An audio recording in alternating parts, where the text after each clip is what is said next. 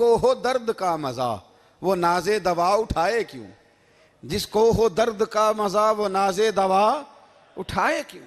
انہوں نے محبوب کریم کی محبت کا پیغام دیا، صحابہ کی محبت کا، بولیے، صحابہ کی محبت کا پوری کتاب لکھی حضرت صدیق اکبر جناب عمر کے فضائل پر۔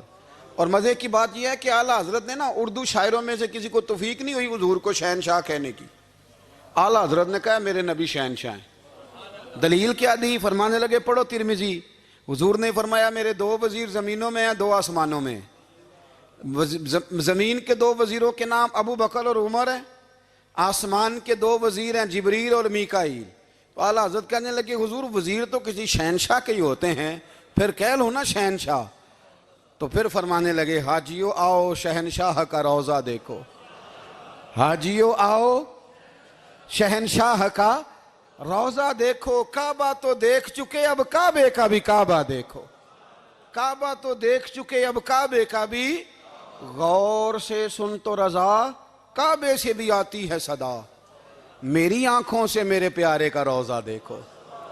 اعلیٰ حضرت نے ساری زندگی اور صحابہ کرام کی بات کی، اہل بیت کی بات کی، اولیاء کی بات کی، صوفیاء کی بات کی، دفاع کیا سب کا، سب کے شانوں میں لکھا، امت کو بتلایا کہ اپنے بزرگوں سے جڑے رہو گے تو بچے رہو گے۔ اعلیٰ حضرت نے طنز کرنے سے، تنقید کرنے سے، بلا وجہ غلطیاں نکالنے سے اور ایک دوسرے پر لان تان کرنے سے ہمیں بچنے کو کہا۔ اعلیٰ حضرت فرماتے ہیں کوئی علم اگر آ جائے نا تو اس کا معنی یہ نہیں کہ سب کو جاہل سمجھ لینا چاہیے۔ سمجھ آ رہی ہے میری بات کی؟ ہم جس شعبے میں بھی ہوتے ہیں نا سامنے والے کو ان پڑھ ہی سمجھتے ہیں۔ مولویوں کے بارے میں بعض لوگوں کا خیال ہے کہ یہ پتہ نہیں کون سی مخلوق ہے، ان کو کیا پتہ دنیا داری کا۔ میں صحیح کہہ رہا ہوں۔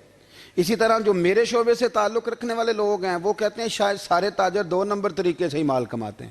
یہ ہو نہیں سکتا، ایسا ہو نہیں سکتا۔ ہمیں نا دوسروں کی اہمیت کی خبر رکھنی چاہیے، ہمیں ایک دوسرے سے پیار، ہم طنز کرتے ہیں، تنقید کرتے ہیں۔ فاضل بریلوی منع کرتے تھے، آپ فرماتے یہ طریقہ درست، ہم جب غلطیاں نکالنے پہ جاتے ہیں تو معاذ اللہ اتنا اوپر بن جاتے ہیں کہ معاذ اللہ ثم معاذ اللہ اللہ رسول تک پہنچ جاتے ہیں۔ اعلیٰ حضرت کے زمانے میں ایک شخص نے کہہ دیا نبی پاک کا خیال آئے تو نماز ٹوٹ جاتی ہے۔ عقل ہے نا جی، جہاں مرضی لے جاؤ۔ وہ کہنے لگا جی میں نے خالص اللہ کے لیے پڑھنی ہے نا فلسفہ عجیب، نبی پاک کا خیال آئے تو نماز۔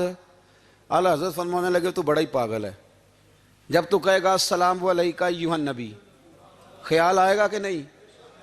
فرمانے لگے تو بڑا ہی نادان ہے، جب تو کہے گا اللہم صلی علی محمد وعلی